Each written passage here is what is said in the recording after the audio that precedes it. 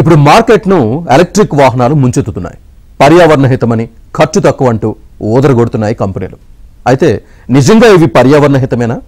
వాటిలోనూ సమస్యలున్నాయా? ఈవీల తయారీ ప్రాసెస్ పరిస్థితి ఏంటి?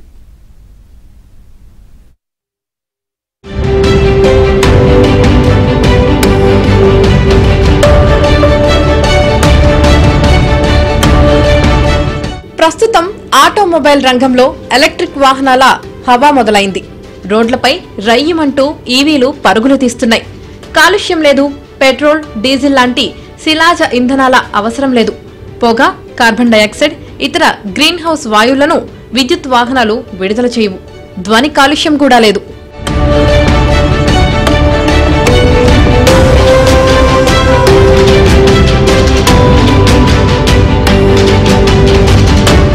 విద్యుత్ వాహనాలకు ఇంధనంగా వాడే లిథియం అయాన్ బ్యాటరీ తయారీలో వినియోగదారులకు కనిపించని పర్యావరణ విధ్వంసం జరుగుతుంది.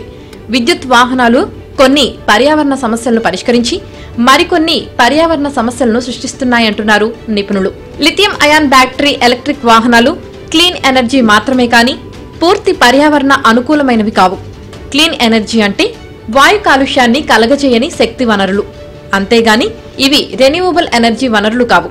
రెన్యూవబుల్ ఎనర్జీ వనరులు అనగా ఎంత వినియోగించినప్పటికీ తరిగిపోకుండా ప్రకృతి సిద్ధంగా తిరిగి పొందగలిగే అపరిమితమైన శక్తి వనరులు. గ్రీన్ ఎనర్జీ 100% పర్యావరణానికి అనుకూలమైనది. వీటి సేకరణ, తయారీ, వినియోగమంతా పూర్తిగా పర్యావరణానికి అనుకూలంగా ఉంటుంది.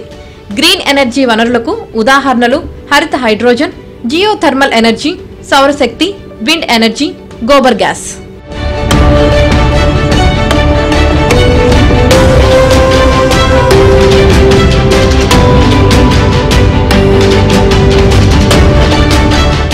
ఈవీల తయారీకి ఉపయోగించే లిథియం, కోబాల్ట్, మాంగనీస్, గ్రాఫైట్లు లిథియం అయాన్ బ్యాటరీ తయారీలో ఉపయోగపడే 4 ప్రధాన ముడి పదార్థాలు.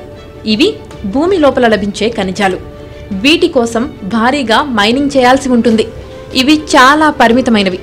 వాణిజ్య లిథియం ఉత్పత్తిలో ఎక్కువ భాగం భూగర్భ ఉప్పునీటి రిజర్వాయర్ల నుంచి లిథియంను సేకరిస్తారు. కొన్ని అంచనాల ప్రకారం 1 టన్ను లిథియం ఉత్పత్తి చేయడానికి దాదాపు 2 మిలియన్ లీటర్ల నీరు అవసరమవుతుంది. లిథియం అయాన్ బ్యాటరీ తయారీలో ఉపయోగించే మరొక ప్రధానమైన ముడి పదార్థం కోబాల్ట్. కోబాల్ట్ ఉత్పత్తి చేసిన దానిలో సగభాగం విద్యుత్ వాహనాలకు ఉపయోగిస్తారు. ఒక్క బ్యాటరీకి సుమారు 4 నుంచి 30 కేజీల కోబాల్ట్ వినియోగిస్తారు.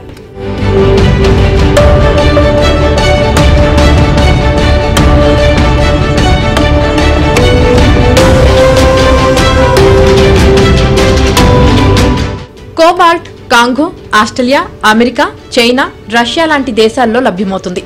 70% cobalt democratic Republican of Congo నుంచి లభ్యమవుతుంది. కాంగో లాంటి దేశాల్లో అక్రమ మైనింగ్ ద్వారా కోబాల్ట్ ఎక్కువగా తీస్తున్నారు.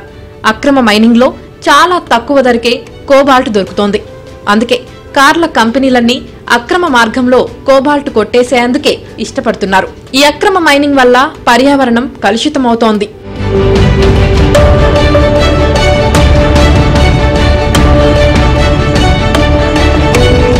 సాంప్రదాయ కార్ల తయారీ కంపెనీల కన్నా ఎలక్ట్రిక్ కార్ల కంపెనీలు ఎక్కువ విషపూరిత వ్యర్థాలను విడుదల చేస్తాయి. విద్యుత్ వాహనాల తయారీ కర్మాగారాల నుంచి ఎక్కువ కార్బన్ ఉద్గారాలు విడుదలవుతున్నాయి.